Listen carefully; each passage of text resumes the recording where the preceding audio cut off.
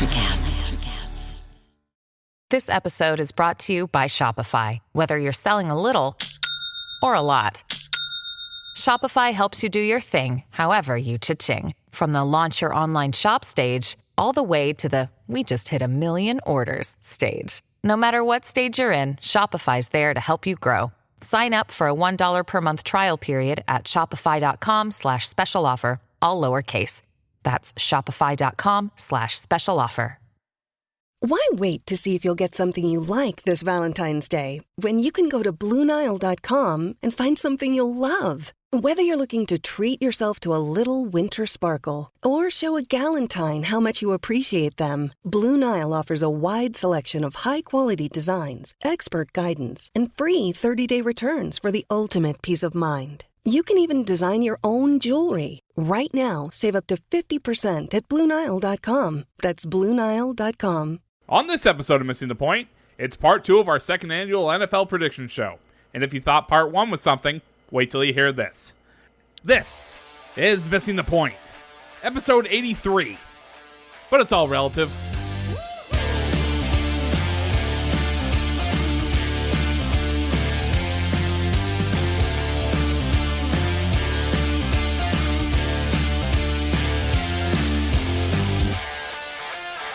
All right, let's move over to the because I keep thinking of you guys as the NFC team, but you're now the AFC team. So go ahead with your AFC, whatever division you want. You don't even have to. We don't have to keep following the directions. You can just pick a division. I think we'll just do AFC South.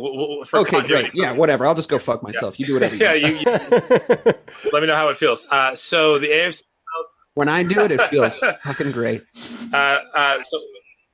We'll do a worst to best. Bobby, I have the Texans at 5-12 because I think that if Deshaun Watson starts all the games, he's worth 5 wins. But this also gives us 3-14. Do you want to put them at lower than that? Do you think that 2-15 is a viable option? I do. That's what I was going to go with, man. Because honestly, if Deshaun Watson doesn't start a game, if they end up having to go with the team, I think 0-17 is a viable thing that could happen. Not yet right. So I think 2 is the way to go. 2 is the way to go. So how about 4-13? Because it covers 2 and it covers 5. Okay. All right, fine. That's fine. All right. Jaguars, I had them at 6-11, which I think is a really good year for them, which also covers 4-13 or 8-9 if they get really good. I think. Listen, I think Urban Meyer is a shitty human being, and he's not that great of a coach. I think he's going to be humbled, but I do think Trevor Lawrence is that good, and I think he could justify 4 or 5 wins by himself. So I feel pretty confident at 6-11. But Bobby, if you object, we can debate that. Nah, I'm okay with 6-11. The only thing that scares me is ETN going out today, but yeah, Lawrence is a different maker. I'm okay with 6-11. All right. Colts, I have them at 9-8, and I think so. Like Wentz, he's a huge question mark. Like, does he play the entire season? Does he not? He's kind of like Dak. Like he has this weird injury, right? You know what I mean? But however, I would just say that pairing of Frank Wright and Carson Wentz has been pretty beneficial for them. So I think 9-8 puts us in a position to cover ourselves for an 11-6 year. But if the bottom falls out, I think the worst that they will be would be 7-10. It's weird saying that, isn't it? Yeah. It sounds weird, yeah. Yes, I shockingly completely agree with that assessment. Love that. Okay. 9:54 p.m. on August 24th, 2021. Bobby agrees with Mike. Write it down. We have the division winners of the AFC South coming in as the Tennessee Titans. I think with the addition of Julio Jones, obviously with Derrick Henry, Ryan Tannehill is playing out of his mind since going to Tennessee. I think that is a huge that's a really good team. Their defense is pretty suspect, but I feel pretty confident having them at 11-6. That's what I had them at, Bobby. That gives us 13-4 if they do finish that way. What did you think? Yeah, I almost want to go up one. I had them at 12-5, just for the fact that I do think it's possible that this team just is a wagon this year because of how good they were last year. They added Julio, who is better than Chris Davis. Yeah, they lost Janu, but Julio is a whole different element to that offense, man. If Julio is healthy and you have Julio, AJ Brown, and Derrick Henry, like, there is literally nothing you can do. My question would be, do you think that they're going to win more than 14 games? I think they could win 14 games. But they're not going to win less than 10. That's where I'm at. They're not going to win less than 10. All right. So 12-5. 12-5. 12-5 is where I want to go.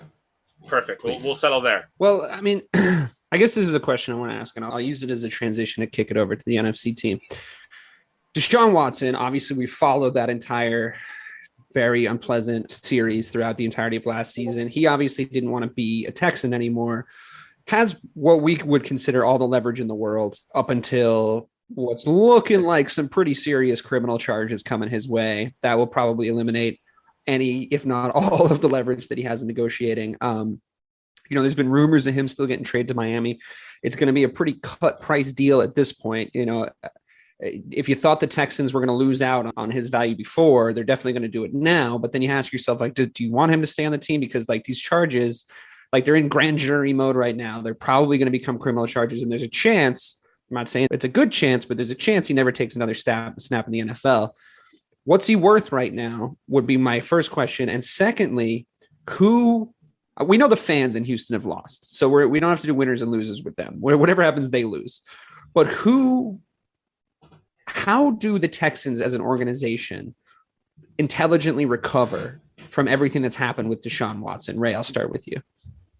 I mean, they have the draft though, right? Like, people are not flocking to come to Houston for football, right? Like, obviously you got more people that may come to the Rockets organization in basketball, but yeah, people are not flocking to go to Nick Casario, whoever. Like, they have to really draft well. And I'm not sure the coach they have there is David Culley, I think is his name. Like, he's like 66 years old. Like, bro, he's not the future. Like, he's probably not going to make it past the season. So they have to start over, is what you're saying. Yeah, exactly. So it's just like keep rebuilding, keep drafting well. And just to add, I know you said Miami was in there. I think Philadelphia is also another option for Deshaun Watson as well. That was kind of I think. What do you get for him at this point? What do you get? I'm assuming it would have been Jalen Hurts in the deal. I don't think Philadelphia's going to do that. I think they'd be dumb to do that. But Jalen Hurts would have to be in the deal if I'm Houston. Like, I'm not giving you Deshaun Watson even at a lesser value if I'm not getting Jalen Hurts back in the deal. So I think that to me would have to be the start for me. But yeah, I mean, I'll respond because we talked about that record. Obviously, yeah, I agree with Mike about them being 5-12. I was just laughing at the 2015. I'm just like, if Deshaun Watson's on the field, there's no way. I just don't know if he's gonna be, man. No, I know. No, I'm saying that's why I wasn't laughing at the point. I was laughing like there's no way. Like, if he's on the field, like you said, he's at least going to get you 5 or 6, at least, because he's that good. So, but yeah, I mean, who knows? Maybe he doesn't play. But to answer your question without going way left, they just said they have to draft well in order for them to be successful. He saw that happen in New England. Obviously, it was different because we had the best quarterback of all time, but you did have a top 5 quarterback, or you do, but it's like you may not have it after these Chargers, file completely. So, yeah, just keep building through the draft, man, and just see what happens. Hopefully that you hit. It's one of those situations where there's like 87 charges, and like someone's done like really something wrong. They're like 1,800 counts of, and you're like, oh fuck, that's a lot of counts. Right, well, exactly. Yeah. It's like, so like that never goes well. I'm going under the impression that he's not coming back until someone this season. Until someone tells me differently, man. Like, my prospect is, I don't even know who the starting quarterback for the Houston Texans is. Taylor. He just backed himself into another starting job. Yeah, right. But it also does, and I hope I'm not stealing DK's thunder. So if I am, you can cut this out and make it seem like I've got DK plenty of thunder to go around, bud. Gotcha. Okay. Isn't it weird though that we've gotten to August and he's not on the exempt list? I don't think it's weird, and here's why. It came out this week that 2 of the allegations were now being investigated by the FBI. I think that is what's going to now spark. I mean, I can tell you, I can't tell you for sure, but I would imagine that he's on the phone with the league office at least once a week. if he's picking up their calls, because apparently he wasn't picking up Nick Casario's calls, but apparently Nick Casario wasn't picking up anybody's calls. So I think, Dave, that the Houston Texans are an absolute shit show, and that owner down there, who is a piece of work himself, needs to sell that team and be investigated, or at least be investigated by the NFL. I think they need to do to him what they did to the who was the old Clippers? Sterling. Yeah. I think they need to do the same thing to McNair. I honestly, I think they need to do that to a lot of these old white guys that own these professional sports teams, because there's a lot of, and Robert Kraft probably included. So, and John Henry, if we can get him out, that'd be great. But back to Houston, Dave, I'm with you. I don't think Deshaun Watson plays a snap this year. I think Tyrod Taylor is the starting quarterback for the Houston Texans in week 1. Ray, I think he goes on the exempt list soon. He's already listed as the 3rd or 4th quarterback on the depth chart, Mike, right? And isn't that what you had mentioned? Yeah. So I mean, but on that note, apparently the like some top 100 rankings came out, and he made like 18th. I can't remember if it was like ESPN or NFL.com or something. Maybe it might have been NFL.com. Makes more sense for the story. He came in like 18th, like top 100, Deshaun Watson, and apparently the NFL was like, yeah, take that shit out. So like, I don't know. They're not wrong. He is a very good football player, apparently not a very good human being. And Mike and I had this discussion back when all of this came out, and it was, let's see what comes out, because there was the conversation that this could be a plant by McNair to get him to I think that ship has sailed. I understand that ship has sailed. Grand fraud at this point. Yeah, no. And that's what I mean is I'm just going through the thought process and where we were when this first came out. And, I've already made Mike have 1 heart attack tonight. I think I made him have 2 with the Tom Brady comments as well. But the third one is that Mike was completely right about the situation. He hit the nail on the head. Deshaun Watson, I'll throw it out there now. He doesn't play a snap in 2021. Tyrod Taylor's the starting quarterback. I think Houston needs to rebuild from the bottom up. The only good thing about that organization is apparently the stadium right now. I think David Culley, as Ray said, he's not the long-term answer. They're just trying to Band-Aid everything until they can figure out what the hell's going on. I think you guys have them too high. I really do. I just think that team is so bad. I think they win 3 games. They could potentially win 0 games. They could. And I also think not if Deshaun takes snaps, like Ray said. If he gets, he guarantees you dubs if he does play. But anyway, I wanted to ask you guys about the Jags, but we've gone on too long in this division. I will say that the Houston Texans being bad, I always think about what Bobby kept saying last season, which is like 2 or 3 seasons ago now. They were like up against the Chiefs by how many? Like 3 touchdowns? I don't even remember the scoreline. And then they went from that. To like the comeback win for the Chiefs to where are we now? They're really, really bad. Okay, moving back over to the AFC team. What division do you guys want to talk about next? Well, we'll go with the NFC. NFC, sorry. And we'll go with the NFC. Yay. Yeah, I know. I'm deciding how I want to approach this. Do we just want to tell them where we started, where we have the Bears finishing? Right? Nope, top. We're going from bottom to top like we did before. We're gonna make them wait for it. All right, we're going to make them wait for it. We're going to go from the bottom to the top. Dan Campbell's Detroit Lions are going to be bad. Ray, I'm changing what I had in there. I think they finished 4-13. I'm okay with that because they're not going to be good. Jared Goff is a joke.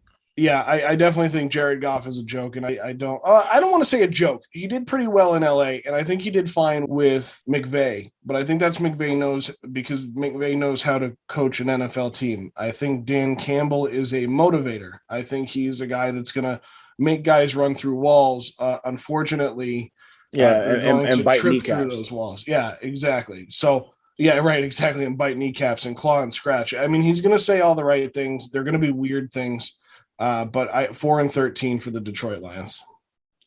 Yeah, I mean, they're going to be bad. Next, the Minnesota Vikings just got them going 8-9. Listen, they're going to be mediocre. I mean, I know they signed Patrick Peterson. I forget someone else they signed in the offseason, but obviously, it all went downhill after trading Stephon Diggs last year. Kirk Cousins and his brother. And his brother. Sorry, his brother's right. He actually had a pretty good play against DK Metcalf last year. Remember that, but I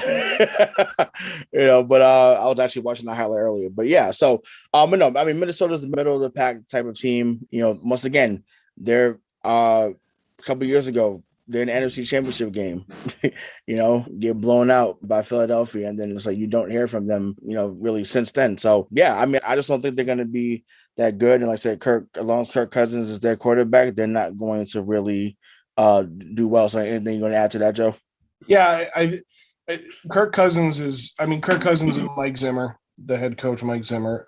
I think they could be okay. That's why we have them at 8-9. I think 7-10 is more realistic, but I think 8-9, just in case something funky happens in this division, which could, depending on what happens with Aaron Rodgers.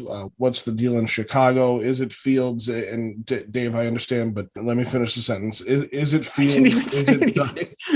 I can tell it would come based on what I'm going to say. I could hear your voice. Actually, now I can hear Mike's.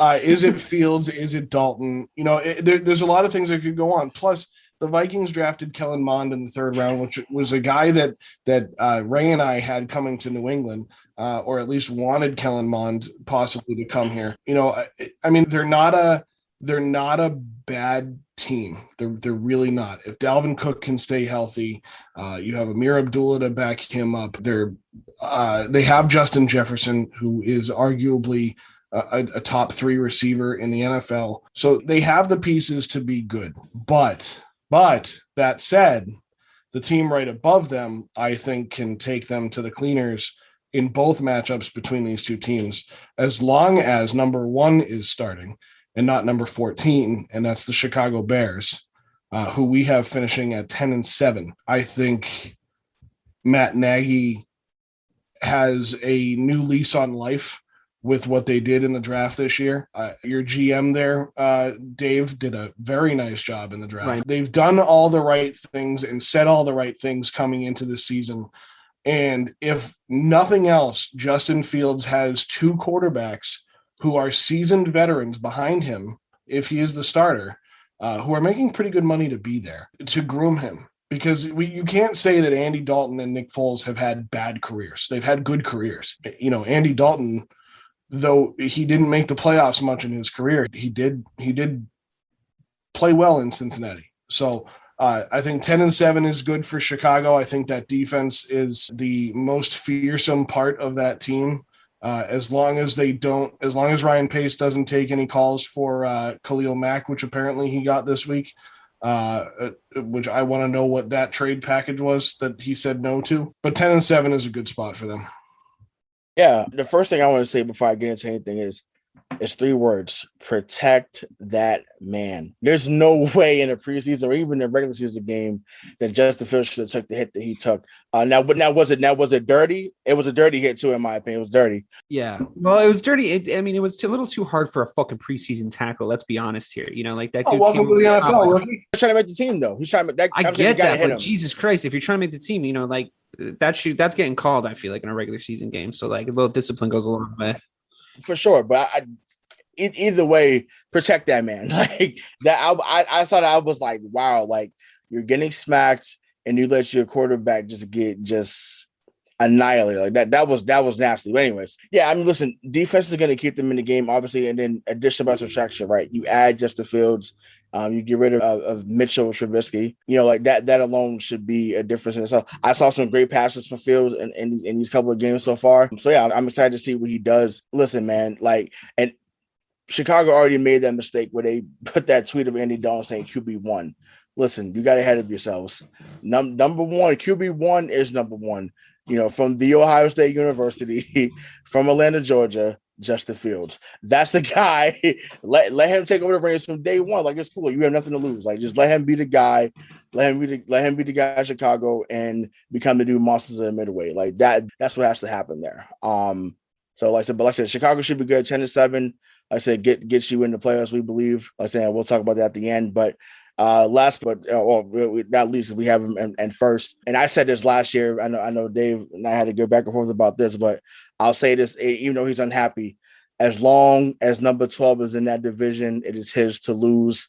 Point blank, period. Unhappy or not, the man balls. Like he just shows up. So we got them going 11-6. Now, obviously, I know they didn't make any splashes in the offseason. I know they brought back his former running mate and Randall Cobb or whatever, but who was really a shell of himself. Like he did nothing in Dallas or in Houston. But I mean, listen, if he's motivated to show another team, meaning Aaron Rodgers, what he still has left and still wants to play another 2 or 3 years, then he's going to do what he's always done in that division, and that's dominate. So, their defense has to play well, whatever. But I mean, the team has been to back NFC championship games. So, I mean, they're doing something right over there under Matt LaFleur, but they just got to get over the hump. So, but like I said, we got Green Bay winning that division at 11-6.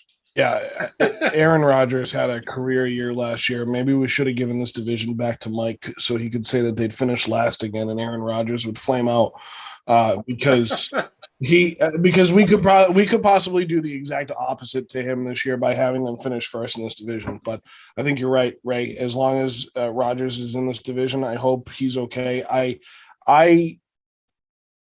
I think he, for lack of a better term, dragged the organization, specifically Brian Gutekunst, the general manager, through the mud this offseason with his moves. And that to me is the X factor, is what can the GM do in the offseason for this organization? Because Matt LaFleur has done very well with what he has. Aaron Rodgers has done very well with what's been given to him. I mean, he's not Tom Brady, right, Mike? We've talked about that, but he's got a good team around him. Randall Cobb is a shell of himself, but he still has Devontae Adams.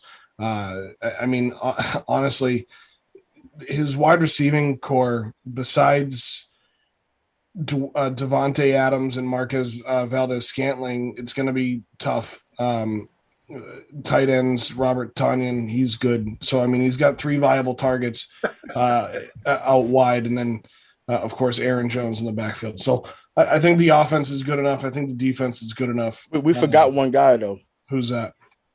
The guy from Boston College, A.J. Dillon. Oh, A.J. Dillon, yeah. I think he's going to be awesome. Mr. Thighs? Mr. Thigh, yeah, Mr. Talk about thunder. I met him in person 2 years ago. I'll tell you what, he's not very tall, but the legs are yeah. They also have Equanimous St. Brown as a wide receiver. So that's a cool name. Yeah, that's the only reason I wanted to say it. So yeah, that rounds out the NFC North. Yeah, I mean, all pretty fair. I disagree with everything vehemently. No. The Bears are going 17-0. I don't know if Mike's going to say it this year because he got so burned last year, which it actually, a lot of what he said, albeit controversial, did sort of turn out to be true during that show. So give Mike a little credit there. I'll say it.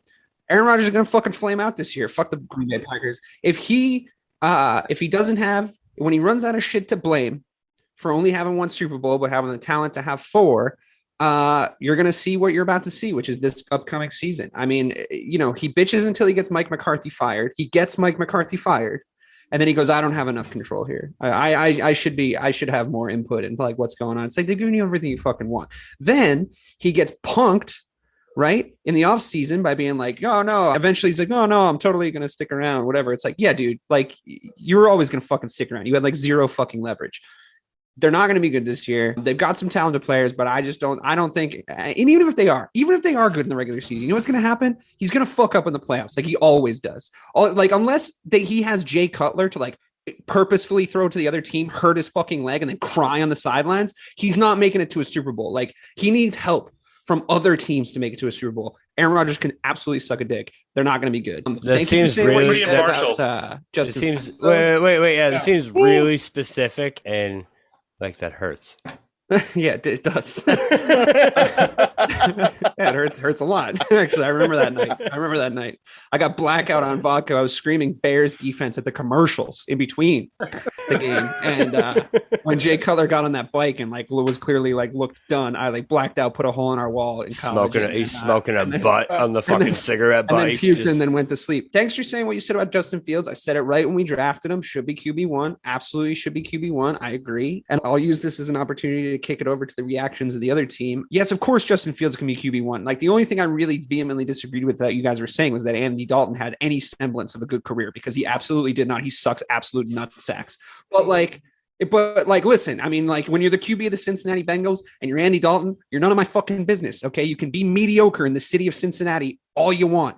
Come into Chicago and this absolute PR fucking nightmare that they've put themselves in by being no, we told Andy he was our QB1 because that fucking visor wearing pussy won't just call Justin Fields the number one quarterback in Chicago like everybody knows he is. And like you said, we're going to be so forgiving of him. We're like, Justin Fields can do no wrong this season. Like, there's nothing he can do that Bears fans won't argue with for. Like, well, I'll go to bat for him on anything and on any kind of performance. So my question to you, Mike, let's say, because you were about to say something, is how many games do the Bears lose with Andy Dalton before Justin Fields starts? Well, so a couple of things. Number one, just to do a callback to the show that you and I last did, I think you had Andy Dalton starting 4 games, losing all 4 of them. Wasn't happy about it. Yeah, right. But then Justin Field goes 11-2, so they finally, they finished 11-6.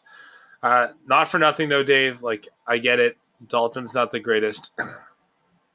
Andy Dalton has more playoff appearances in his career in Cincinnati than your Chicago Bears do in this decade or in this millennium. Right, so he can get you there, but like maybe you don't want him to start. I get it though, but Justin Fields, listen, are you making the argument that Andy Dalton's a good quarterback? Because like, no, it just hurts me. It hurts me that Justin Fields is there. Justin Fields should be the guy. If he starts 17 games, the Bears should not win less than 12. That's how I feel. We also have like the hardest strength of schedule of any team, by the way. Doesn't matter though. That's.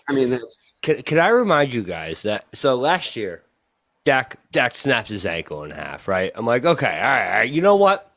Andy Dalton, he's not that bad, bro. Those 3 games with Andy Dalton were some of the toughest fucking football I've ever watched in my life. He had CeeDee Lamb, Michael Gallup, and fucking Amari Cooper and Zeke. And he couldn't do shit with them. Like, I hear what you're saying, but again, for callback purposes, your quote, and I do quote you, they were on their way to 2-4, negates whatever you're about to say because they were a terrible team. On their way to 2-4. Super Bowl, baby. It was 3-4 to get it right. It was 3-4. Hang on, I have a question. Wait a second. No, wait a second. Andy... I'm agreeing with Andy Dalton is not a number 1 quarterback. He will never be a number 1 quarterback again. He may have been in Cincinnati, but he is not that anymore. I'm telling you, if he couldn't win with CeeDee Lamb, Amari Cooper, and Michael Gallup, then he's not going to win with Allen Robinson, Darnell Mooney, and Anthony Miller. Not to hate on wide receivers. Think about the wide receivers he had in Cincinnati, for God's sake. Right, but I'm just saying, like, it's such a different contrast, man. Justin Fields has to be this number 1 quarterback. He has to be. At least the first game, he's not going to be. And Dalton's looked terrible in this preseason, too. There's no way you can look at that Dallas team last year, Bobby, and honestly think that whether there was really 3 quarterbacks in the league that could have saved that team from what was going on. And one of them had a snapped ankle and was already on your team. The other one was in Tampa, and the other one was probably in Seattle. So my point is the issues in Dallas last year were a lot more deep seated than Andy Dalton. And you and I both know that because they couldn't hold on to the football, and that wasn't an Andy Dalton problem. That was a Dak Prescott and Zeke Elliott problem. Yeah, but Andy Dalton was bad. Like Andy Dalton played bad. You're not wrong. You're not wrong. When you watch a quarterback, you know a bad quarterback, and I'm telling you, when that man dropped back in the pocket, he had a clean pocket, and I have never been less confident in a clean pocket quarterback in my entire life. I was like, oh shit, here we go. He fails the eye test harder than anybody. And like, you can make arguments about his record in certain places. He's spent his whole career with such a luxurious receiving core, dude. And like, he couldn't do dick with it. Like, except for, like Mike said, get to the playoffs and then flame out. And like, at the end of the day, it's just like, it's a no-brainer. It's an absolute no-brainer to start Justin Fields, which is exactly why they're not going to. Okay, we have to move on. As much as I could talk about this all night. When they signed Andy Dalton and said QB1, because I remember the day that happened. I remember texting you about it. I remember your reaction to it. And they basically called him QB1. At that point, do you think that they knew they were going to do what they did in the draft and get Justin? Of course not. Okay. Of course not. Okay. Definitely not. There's no way. I mean, does anyone disagree with me? Like they obviously saw an opportunity. I just wanted to hear you say it. Yeah. And they obviously saw an opportunity, like the way the draft worked out. They saw an opportunity and they took it. Credit to Pace for doing the same thing that he did with Trubisky, but doing it right this time, not trading as much away and like getting more value for it. Clearly, I also don't know if they anticipated how excited Bears fans were going to be about Justin Fields. And I also don't know how much they anticipated how good he was going to look in preseason and how much better he was going to look in preseason than Andy Dalton. So now, I mean, if you're Matt Nagy, like, dude, just take the easy wins, bro. Like Justin Fields, don't be too clever for your own good, but that's what he always does. He's always trying to be too clever for his own good. I believe in Andy. That you're going to hear him say, I believe in Andy. I believe in Andy. He's the leader of this offense. So you're going to hear all these fucking platitudes that Matt Nagy likes to say. It's incredibly frustrating. Somebody find him the rest of his hat. We're out of time. We got to move on back to the AFC team. Do your last division. AFC North. I just want to say this at the beginning. Like, I've never met you, but I do love you, Leah. I'm sorry for what you're about to hear. Okay. So worst to best, I have the Bengals at 6-11. I just don't think that they can. They cannot protect Joe Burrow. They just can't do it. And you know, based on an Instagram story that went viral today, I don't know that Jamar Chase is going to start. There was so like if for those of you that don't know, his girlfriend who was pregnant posted on her Instagram story that you're kind of a pussy for putting your hands on a pregnant woman. So if that's true, they'll investigate, and I'm sure he won't start all games. NFL, they don't really care about how men treat women, so they'll probably only miss like 4 games. But again, I'll say 6-11. That gives us 8-9, Bobby, or 4-13. Are we okay with that? Yeah, I had my 5, but I'm okay with 6 because it's right there. So yeah, that's fine. Yeah, that's cool. Next, I believe that the last 4 games of the season that you saw last year were the real Pittsburgh Steelers, not the 11-0. It was the 1-3. That being said, I have the Pittsburgh Steelers finishing at 7-10 this year because I think Big Ben is a fraud. I think he is at the end of his career. I don't think he can avoid a pass rush. He can't buy any more time. And for that in and of itself, I have them at 7-10. Bobby, do you disagree? Again, that's 9-8, or it's 5-12. Yeah. So surprisingly, I actually had them better than 7-10. I had them at 9-8. Strictly for Najee Harris, I think when you have Pittsburgh with a actual running back who can come in and handle the workload, unlike James Conner, it's a whole different team. That being said, everything you just said about Big Ben is 100% correct. So let's go 8. Let's go 8-9. 8-9. All right. Hedge our bets. So finishing second in the division. Wait, can I ask you something real quick about the Steelers? Yeah. Can't you apply the same logic you apply to the Patriots as you can to the Steelers? Like, they have so many weapons on offense that isn't a quarterback. I mean, I don't agree with it because I agree, actually, Big Ben's done. Like, I think he's going to fall off an even bigger cliff this year. But couldn't you apply that same logic where it's like they have all these weapons? Couldn't they make it work? Yeah. So, or is the quarterback position just too important? I think I love you, DK. That the head coaching position in New England is far and away better than the head coaching position in Pittsburgh, and I also think that that they are stronger on both sides of the ball. I think that Pittsburgh has relied too heavily on Big Ben. Najee Harris is great, but my concern is that if they give him, let's say, what do you think, probably like 150 carries in the season? No, it's 2. He's the feature. He's a 250. He's 250. Then they could wear him out. If they become a one-dimensional offense, Ben Roethlisberger is fucked, and that entire offense is fucked because he's not good enough anymore to pull them away from that. Yeah, agreed. I mean, they're getting a lot of players back on defense, though. You know that were out last year, but we'll see. We'll see. I mean, it might be Swiss cheese. Hey, you're a good boyfriend, DK. Yeah, you're a good boyfriend. I mean, I'm not sure how much I want to die on this hill again this year. Fiance. Yeah, I'm a better boyfriend than I was. I'm a better fiance than I was boyfriend. I also think that they had the third easiest schedule this year, and they had the sixth hardest. They had the third easiest last year and the sixth hardest this year. So, well, that will actually put to the test that argument we were having last year. Was it strength of schedule or wasn't it? And I think you're probably right. I mean, I don't know how hard I can die on this hill again this season, but I do agree that Big Ben is like every season he seems to get like marginally worse. But anyway, sorry, I interrupted you. Last team, winner of this division. No. The second to last team is the Ravens. I have them at 11-6. Bobby, do you disagree? That puts them at either 13-4 or 9-7. I actually had them exactly at 11-6 as well. I love Lamar this year. I think all those things that you saw last year, everyone was questioning him on all those. I think he's going to fix that this year. I really like Sammy Watkins in Baltimore. I think he's the best wide receiver option he's had consistently. He's going to have Hollywood Brown and, well, actually, Hollywood might be out now. But he's going to have Watkins, Holly Brown. He's going to have more options this year. I like Baltimore this year. So the reason that we have them at 11-6 is I think just collectively we don't believe that the receiving core will stay healthy enough through the course of the year for them to win more than 11 games. But I think 11 games is perfect. And then I have the Browns at 12-5. I need to rebut. So I have them. You are rebutting your own teammate. I have them much. I know. I have them much better than 12-5, and I'll tell you why. I was looking through their schedule, man. I think so. I'm not saying this means they're overrated, but I think that they're the Steelers of this year.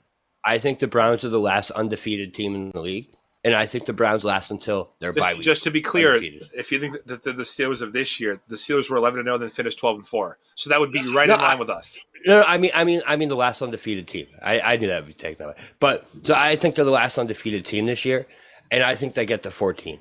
So wait a minute. So let's hedge. Let's hedge. Like you said, 12. Let's go 13. Because I really do think that they get to weeks. I think they're going to be undefeated for a long time. I think Cleveland's going to be that team that everyone's going to be looking at come week 12. Like, oh my God, are the Cleveland Browns really going to go on? No, they're not. I think they're going to lose week 1. But I think that there's a chance that they are 12-5, 13-4. So we'll do 13-4 just because we are amicable on this side. All right. Yeah, I mean, seriously, you guys are. I've always said that if your friendship ever broken up, you'd be like, it'd be as sad as Chris Jericho and Kevin Owens breaking up. But if it did break up, it would go the way that Chris Owens, or Kevin Owens and Chris Jericho did, where Mike would just end up beating Bobby to death. But all right, why are the Browns so good? Why are they good? I don't even know if they're so good. I just listen past the Chiefs in week 1. There's nothing on that schedule that scares me, and if they get past that week 1 game, but you think they're going to beat the Chiefs? I do think that there's a chance they beat That's the out of Chiefs your mind. 100%. Listen, it's week 1. It is right? week 1. Listen, the Jaguars beat the Colts week 1 for their only win of the season last year. Was Patrick Mahomes their quarterback? No, but hey, it's week 1. Gardner Minshew was anything the can happen. Quarterback of all time. Listen, if they can get by that week 1 game, man, they had the Chiefs in that AFC Championship game. Granted, they didn't win, but they had them. Just for the 3rd annual portion of this show for next year, just remember that I said that. Listen, you said the Detroit Lions were going to win the division last year, all right? That's less blasphemous. That division was he screwed up that division. I did call that the Browns will lose week 1. You said that they're going to be the last undefeated team in the league. Just remember that. I will. Do they play Monday night? Because they still could be. So I was going to say, while Mike was going through the first 3 teams, I completely agree. I still completely agree with Mike. Bobby threw a few things in there that I just have to put an asterisk next to and say, all right, I can't fully agree with the craziness of the Cleveland Browns, but I have nothing to rebut. I think you guys nailed the AFC North. Well, I do, obviously. I'm flipping Baltimore and Cleveland. Like, listen, I know Cleveland was good towards the end of the year, and they ended up beating Pittsburgh in the playoffs. That was a great game. It was awesome to see that. To steal Dave's line, dying on the hill. I'm dying on the Lamar Jackson hill. Sorry. Like, I'm riding with that guy until the wheels fall off. Like, can't throw. That's fine. Neither can you, but here we are. But I'm not a quarterback. It's fine. Either way, Lamar Jackson, I'm dying on that hill. I think that he gets better. Him and Marcangelo have a really good connection. Hollywood Brown needs to get better. Like I said, Sammy Watkins is there. J.K. Dobbins is to me is a really good young running back. So they have pieces there in Baltimore that should have them competing. And to me, I think that if Lamar and them are on and healthy, they should definitely win this division. For sure. Let me just ask you a question, Ray, before you go, Joe. Sorry. What did you see out of Lamar Jackson in that playoff game against Buffalo that leads you to believe that he can be an elite quarterback in the NFL? Because I didn't see anything. But I forgot that we weren't allowed to have bad games. That's what I'm saying. He had a bad game. Great. He's always had bad games when it counts. We're not talking about the playoffs, Mike. We're talking about the regular season. Yeah, does that mean it will always continue? Is that what you're saying? Are you predicting that's always going to happen? Because I'm not. That's what I'm saying. You're saying that based on what you've seen, there's no reason to think that. But I'm thinking, well, okay, he's shown from year to year that he can get better. Now, obviously, last year he did take a step back. So when has he shown that? What do you mean? The man's won. He's already won MVP. Like he's shown he can play in this league. Yeah, but he's not a scrub.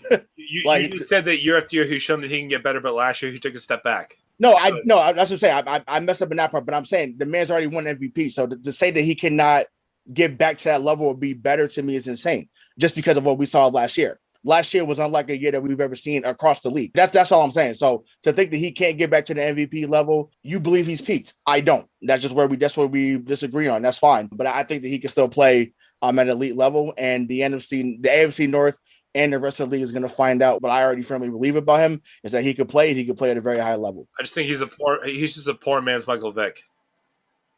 Okay, I mean he's actually better than Vic already, but I got you. Stop it. He's definitely better than Michael Vick already. No, stop it.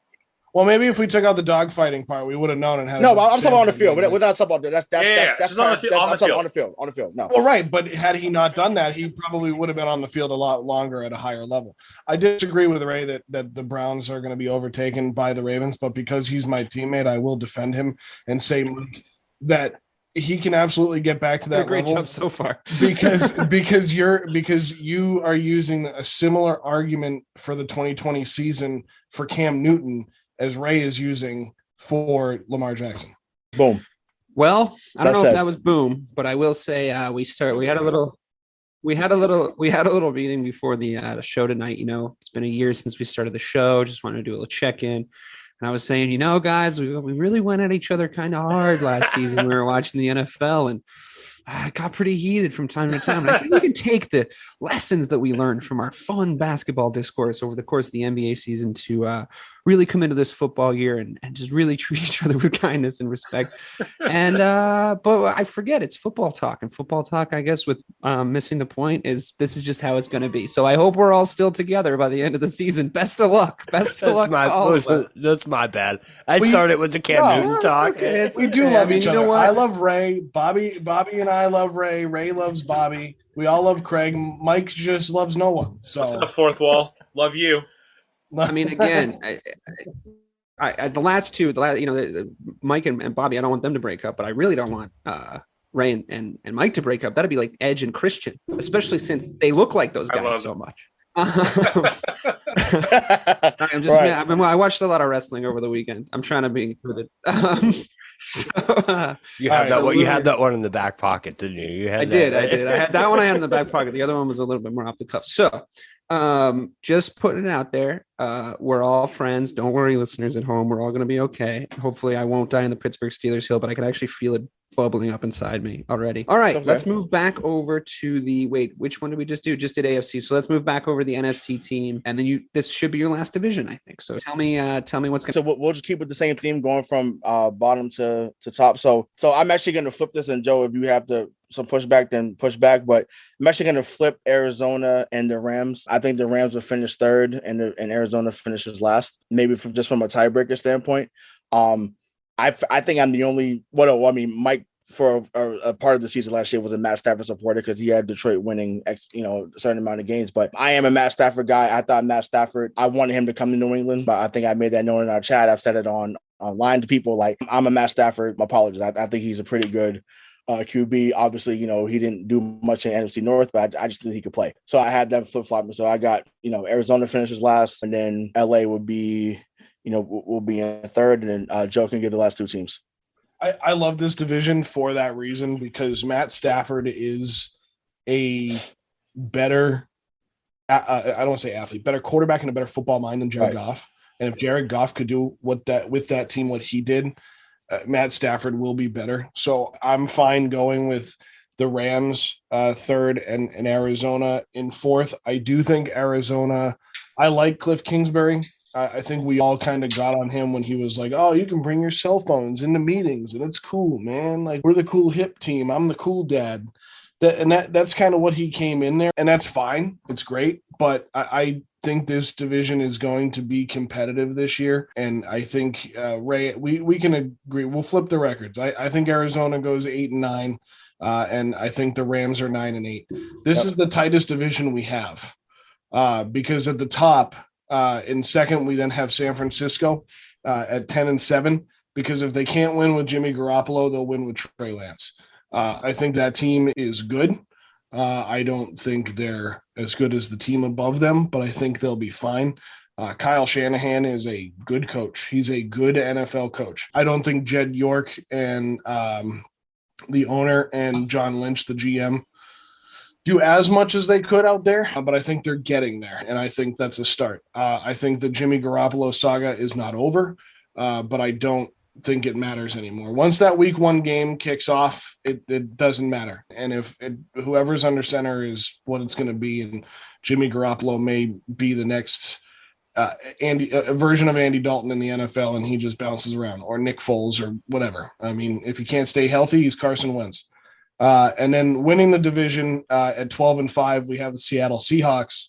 A lot went on this offseason with Russ, but as long as Russell Wilson, it's kind of to me, Russell Wilson is to me what Rayshawn said Aaron Rodgers is to him.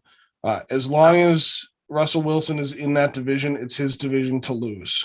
And him and Pete Carroll go together like, spaghetti and meatballs. I was trying to think of something from Big Daddy, but spaghetti and meatballs will work. 12-5 is their spot. I think that's a good team. I think they have the weapons, and I think they have the means to go out and win the division and make a run.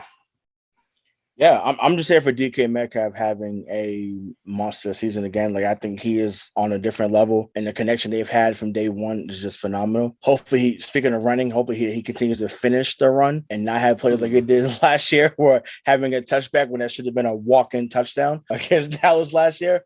He made it up by chasing down Budda Baker. Yeah, that was, listen, man, that I mean, I thought the Ben Watson one against Champ Bailey years ago was crazy. Like, that surpassed that. Like, that was unreal. Even Budda Baker was looking back at him like, "Oh, are you serious?" So yeah, that was great. But yeah, you said it right. Russell Wilson's the man in that division, and they should win that going away. All pretty fair. I feel like you guys are pretty fair to those teams. I would have disagreed harder about the Rams. I feel like Cam Akers going down. I think he's a stud. I think like that's going to be such a that's right. I forgot about that. Yeah, it's going to be such a big deal in their offense. And I don't know if that coaching staff has the nous to really put it together this late. Losing him definitely for the whole season this late. Good credit to the Seahawks. I just think it's like there's a lot of much ado about nothing with that Seahawks team. And let me ask Bobby and Mike this for their rebuttals. Russell Wilson, obviously there was rumors of him leaving, like you guys sort of touched on in that last section. I wanted him before we got Justin Fields for obvious reasons. Russell Wilson, very good quarterback. Is there a feeling that the Seattle Seahawks, even though like these guys think they're going to win the division, I'm not sure how you guys feel, is there a feeling they're kind of also Rams at this point? Like they sort of come and produce the same above average to very good season every season and then sort of wash out by the time playoffs come. And is that a fair assessment, do you think? And like, at what point does it fall on Russell Wilson if that is the case? Mike?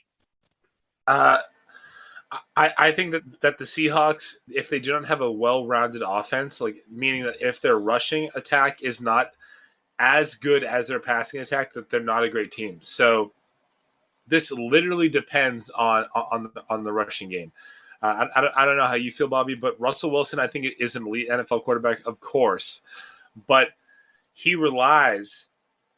that scheme relies on the fact that you need to have a play action, because his strengths are what he does after the play action, out of the pocket, and what he can do with DK Metcalf and the rest of that team.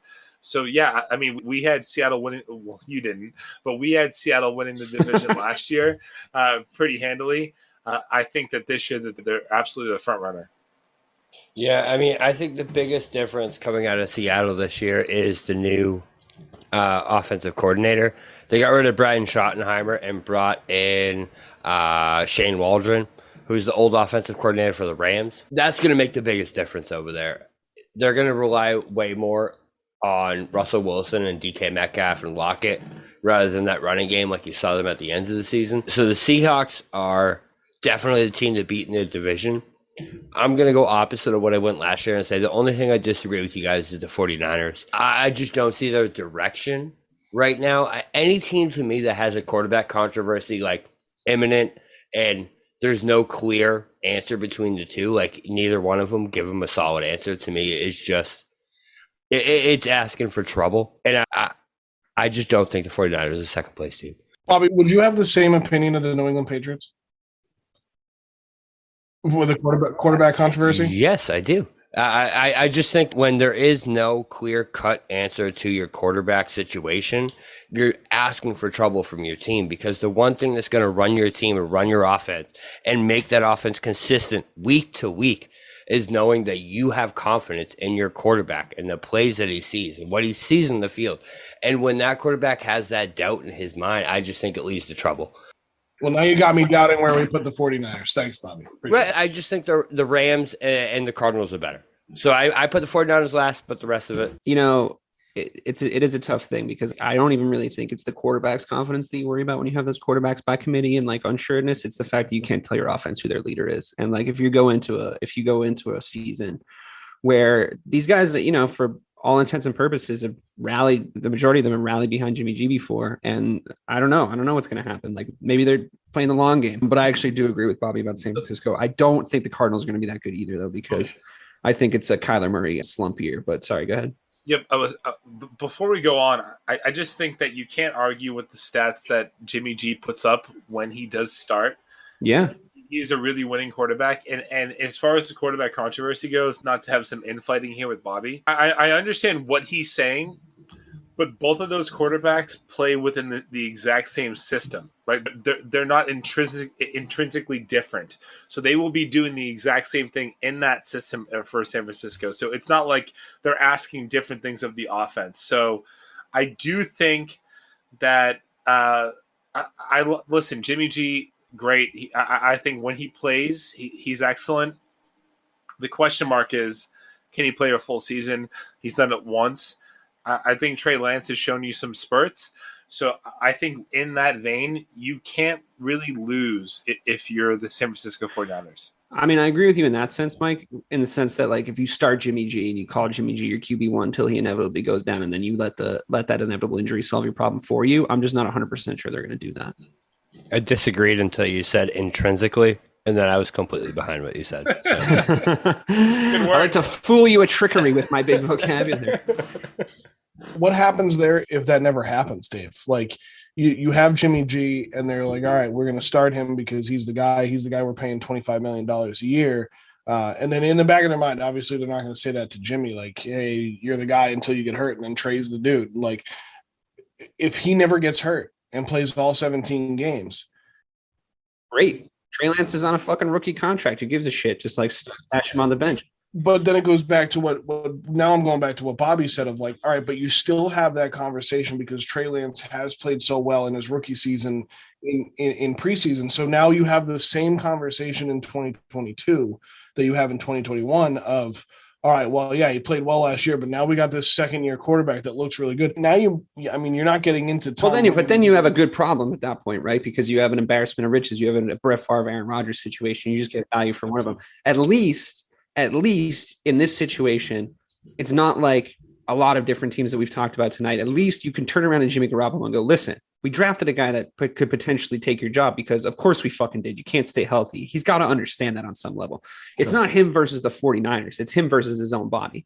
So like I think if they make sure that it's his job to lose, and he probably will because he can't stay healthy, then I think it's fair enough. I think it's a fair enough move. I think it would have been ridiculous to just keep betting on his injury record. You can't blame the 49ers to do what they did. They just have to make the right decisions from this point forward and try their best, both PR wise and like within the camp, to alleviate the pressure of the idea of somebody breathing down someone else's neck. It's like, Trey, you got a lot of years left ahead of you. See, Joe, if that happens though, his stock will be so high that because the Patriots are so bad, they'll trade like a first round pick for him. They're not so bad. What are you smoking? What the hell is what? Listen, all right. I had to. I'm sorry. You just totally pulled a mic. Bobby, just remember that at their worst, the Patriots finished at the exact same record as the Cowboys. Listen, it was there. At their worst. T. I'm sorry, I had to. At their worst. No, that's all fair. All fair. Not to go down the Patriots hole again. But I will say I was really clamoring for the first person to be like, maybe Jimmy G should come to the Patriots because we haven't had that conversation enough times. All right. Moving on to the last division. And we are running out of time. So thankfully, this is the last division, not because I haven't had fun, but because this is not going to take very long.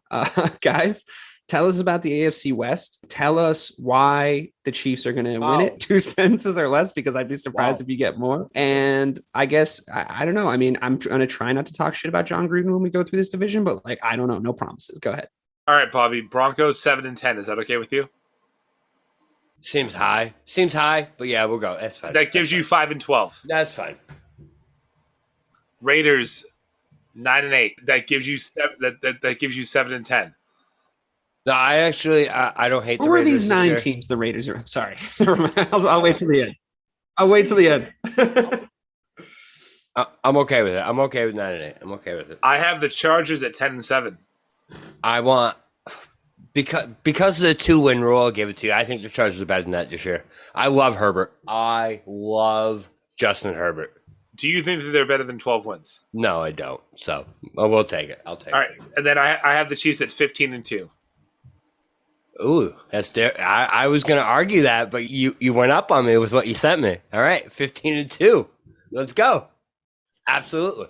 This is Patrick Mahomes' league, and we're all just watching it. That's just how it goes. So I think the Chiefs run away with this division 15-2. I do think now, because of what Bobby said about the Dolphins and the Patriots and the Chargers, that the Chargers will probably sneak into that last playoff spot at 10-7. I love Justin Herbert. I love what he does. I love what he brings to that team.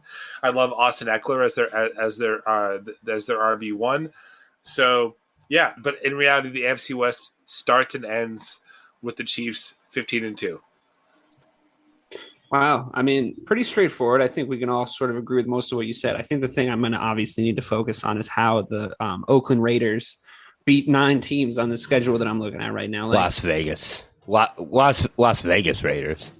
Right, the Las Vegas Raiders, whatever. It's still Oakland to me, damn it. No, I'm genuinely curious. They have a very, very stupid man as their head coach, and they don't have any good players. So I'm just wondering why. They feel like a team that starts 5-2. So they're going to beat the Ravens, the Dolphins, the Niners. They will beat the Dolphins. They might beat the Ravens. Oh, man. I hope you guys are wrong. The Bears play them this year. Yeah. Listen, I think Lamar's trash. So, yes, I do believe that. But I don't think that's indicative of how good the Raiders are. Trash is a little extreme. It goes too far. Yeah, he's still a poor man's Michael Vick. I think early in the season, and honestly, not to get political, we don't know what his status is. So what if he leaves the confines of the NFL testing facilities and he has to miss 5 days of either practice or a game? Who knows what Lamar does? What? I got COVID twice. Twice. He could be 3 times. Yeah, you want to know? You want to know the last time he got COVID? He got COVID 3 days before we were supposed to shoot that commercial I did with him. And I was like, "Thanks, Lamar." And everybody was like, "Lamar got COVID, so he's not going to be here." I was like, "No, he already had COVID." They were like, "Yeah, he got it again." How fucking dumb do you have to be? You don't get to get it twice. I'm sorry.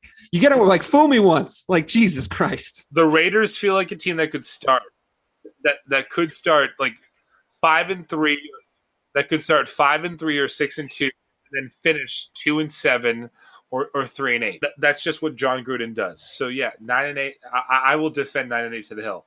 Yeah, John Gruden does that. He also pushes when the door says pull and pulls when the door says push because he's a dumb man. But I'll let you guys rebut as the last rebuttal of the night. So make it count. Spider Y to banana. Mm-hmm. I think there. I don't agree with Dave that, and I understand his inherent hatred for John Gruden, and I respect it. But he is the second worst coach in the AFC West, and the first is Vic Fangio. I think the Denver Broncos, I don't think Drew Lock is a I mean, they have a quarterback controversy too. It's Drew Lock and Teddy Bridgewater. It's not a great quarterback controversy, but it is nonetheless. I think both of those guys are good enough to play for that team. But they're absolutely the bottom of the barrel there. I agree with you guys with the Raiders at 9-8. I think looking at the roster, they brought back most of what they had. And I mean, they have Darren Waller and they have Henry Ruggs. And they have, they have a good set of offensive weapons. I think something bad would have to happen for them not to start the season 5-3 or somewhere around 500. And then I'm going to echo what Bobby just said. I love Justin Herbert. I think Brandon Staley has a job to do out there as he crosses over from the Rams offensive coordinator to the Chargers head coach. But if he did for the Rams what he did, again, I said it before, if the Chargers can do with Stafford, the Rams can do with Stafford what they did with Goff, Brandon Staley is going to have a field day with Justin Herbert in the other locker room across SoFi Stadium. I really like them. They're nowhere near the Kansas City Chiefs, but I think you guys are spot on here. The one thing I would disagree with you about there, Joe, is that you said he was the second worst coach in that division. He's actually the third worst coach in the NFL. He's got the third most losses of anyone in the NFL. Guess who's ahead of him? Bill Belichick and Andy Reid, because they both played like 1 billion games. John Gruden fucking loves to lose football games. It's one of his favorite things. Dude brushes his teeth with losing football games. And the only spicy sauce that he likes to add to losing games is losing games hilariously by doing and saying dumb things. He's so bad. You can't walk into a Super Bowl in Tampa everywhere you go, unless it's Tampa Bay when you come in behind Tony Dungy, who is one of the best defensive minds of all time. Listen, I get that he was a laugh when he was on TV trying to pretend like he knew anything about football, but like now the people's paychecks and fandoms are on the line. Okay, this is serious. You can't give somebody that much responsibility that has that low of an IQ. Listen, I feel like DK's best friend is a Raiders fan or something. Like he just, I don't. No, honestly. I'll tell you, where it comes from. I'll tell you exactly where it comes from. You remember his like quarterback corner thing that he was always on TV doing?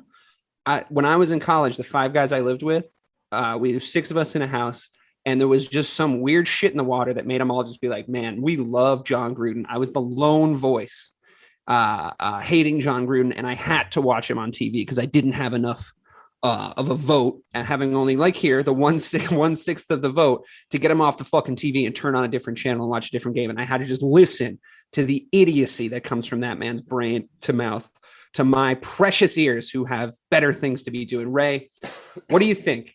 What do you think of their predictions in that division, and were they being at all disrespectful to any teams? Obviously, there's the obvious winner here. It's, that's we all know that. The Chiefs. I'm glad that we still respected the Chiefs. I think I had like a 15-1 last year, and we did it, so that's not far off. They should be winning that much unless they just choose to rest players at the end. I got to give Bobby his credit. He was on the Herbert train early. He said it was last year. He said Herbert's going to be the guy at number 6. I was like, I don't know. I just didn't trust the guys from Oregon. He had a hell of a rookie season. So, we'll see how he fares when teams actually have more tape against him. And honestly, this I'm going off something that Mike always says about a guy that we just signed here in New England, Hunter Henry. He talks about he's, and I quote, made of glass. Well, guess what? So are the LA Chargers as a team. So there's no way they're going to win 10 games because they're not going to stay healthy to win 10 games. And it doesn't matter how good Herbert's going to be or not going to be. Like, I just think they're not going to have guys that stay healthy because they never do. So I just, for that fact alone, it will be either the Raiders or someone else that jumps them up for second place. But they're all fighting for second place when they're in the same division as Patrick Mahomes. But I just can't give LA that much credit, knowing that they're going to have key guys out for most of the year, unfortunately, because it just seems like a second nature down there, or out there, I should say. Wow, that was a marathon, guys. We did it. We predicted the records of every single NFL team. Some fair, some less than fair, some dead on balls accurate, like when Bobby said that the Patriots weren't going to be good. No, I'm just kidding. No. I'm just kidding. I'm kidding. They're going to be so good. I'm so sorry. I think we have a fun NFL season to look forward to. There's obviously a lot of cool talking points, a lot of things to be arguing about. And I think you're going to hear the sentences, You said verbatim in the prediction show a lot of times, but thankfully, Mike didn't sacrifice himself with a ludicrous division take this year. He was really doing the Lord's work last year, just trying to create controversy and talking points. So we're going to have to pick up a little bit of the slack next season, or this coming season, I should say. So thank you to team, I don't know who's who, team AFC, Bobby and Mike. Thank you to team NFC, Rayshawn and Joe. Thank you to all the wonderful listeners at home. For myself, our producer, Craig, this has been Missing the Point. Welcome to the Reverie Channel, where entertainment knows no bounds. Live concerts, on-demand music, documentaries, and short films, all in stunning HD. Now on Roku TV, Apple TV, and Amazon Fire. Immerse yourself from home. And on Android and iOS for those on the move. Support creators with crowdfunding donations. Fuel their creativity. Join us in shaping entertainment's future. The Reverie Channel, where every view, every donation matters. Hey, what's happening out there, everybody? This is Lawrence Ross, and I'd like to tell you a little bit about my podcast, The Lawrence Ross Show. Egomaniac. It's a 2-hour weekly exploration into my mind. I also do sketches, celebrity impersonations. You're out of order! And I also do song parodies. Not too shabby for a blind guy. Not only are you visually impaired, but you are geographically impaired. New episodes are released every Friday. Check it out on your favorite podcasting platform or listen to it here on Society 13 on Electrocast. Electrocast.